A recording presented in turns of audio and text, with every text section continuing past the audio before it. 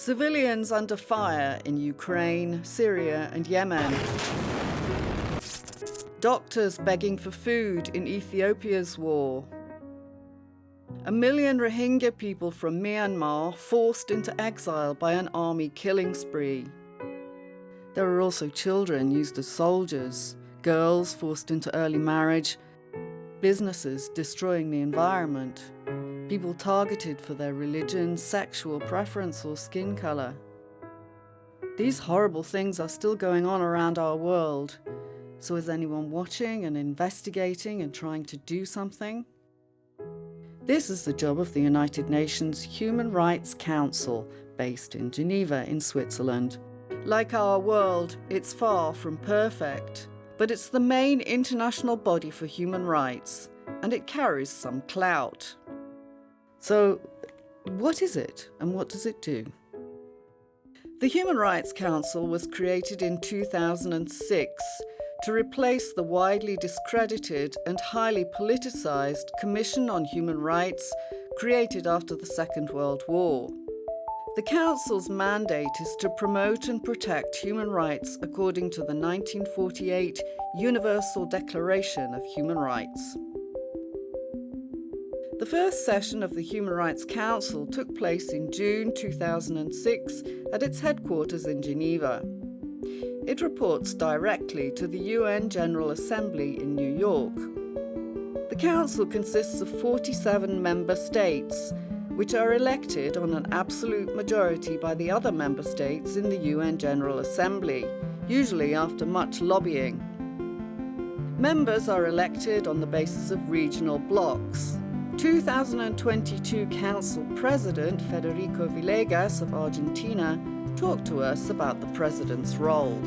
Every time we have a session of the Council, the role of the President is to make sure that all the elements are there to have a successful session. And of course, in particular issues, we can, as President, engage with all members and all stakeholders, and even the independent experts, the High Commissioner and NGOs, to make sure that this common understanding is the primary atmosphere in the Council. The Human Rights Council meets at least 3 times a year and can also hold special meetings to discuss crisis situations.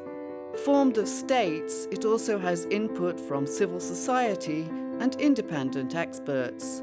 It has mandated independent investigators and rapporteurs to look at human rights in countries like Syria, North Korea, Myanmar, and South Sudan, as well as issues like torture, freedom of speech, the right to a clean environment, and the rights of disabled people.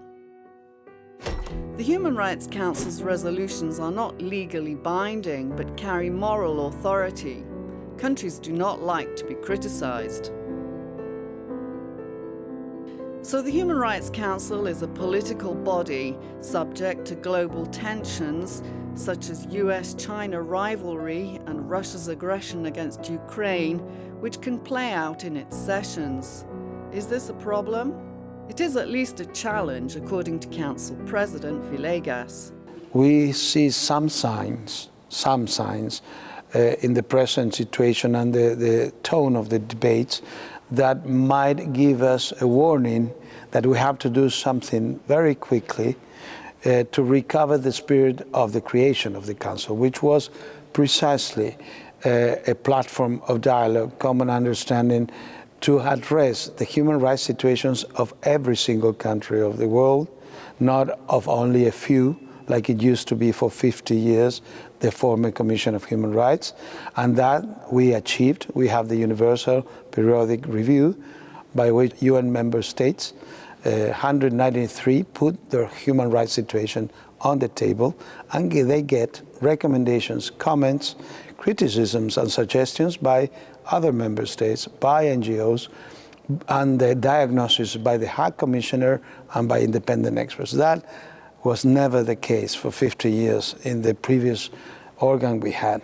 Sometimes the Human Rights Council's hands are tied by the UN structure and internal politicking. It has often been criticised, not least by the former Trump regime in the United States, which called it anti-Israel, hypocritical, and a cesspool of political bias. If the Human Rights Council calls for tough action, like referring Russia, Syria, or Myanmar to the International Criminal Court, this ultimately comes up against the UN Security Council, where permanent members, the US, Russia, China, France, and the UK, all have a veto.